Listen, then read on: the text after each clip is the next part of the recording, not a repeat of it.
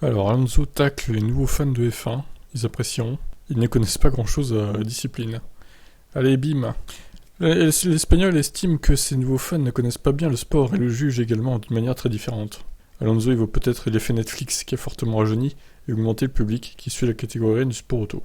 C'est très possible, il y a de nouveaux fans et d'une certaine manière je ne veux pas leur manquer de respect, mais ils ne connaissent pas grand-chose à la F1. Ils ressemblent plus à des fans de football, où ils se contentent de suivre les résultats, celui qui gagne c'est le meilleur. Et celui qui est le dernier n'est pas au niveau de la Formule 1. C'est un peu binaire. Le double champion du monde dit que ses fans doivent être sensibilisés au fait que, en F1, beaucoup de choses dépendent des performances de la voiture. Quand tu fais un bon week-end, tu ressembles à Dieu. Et quand tu fais un mauvais week-end, tu es trop vieux, ou tu es trop jeune, ou quoi que ce soit. Je pense que maintenant, les fans, ils regardent juste la course immédiatement. Ils ont leurs sensations et leurs émotions, puis ils éteignent la télé jusqu'au dimanche suivant. Il n'y a plus de véritable culture de la F1.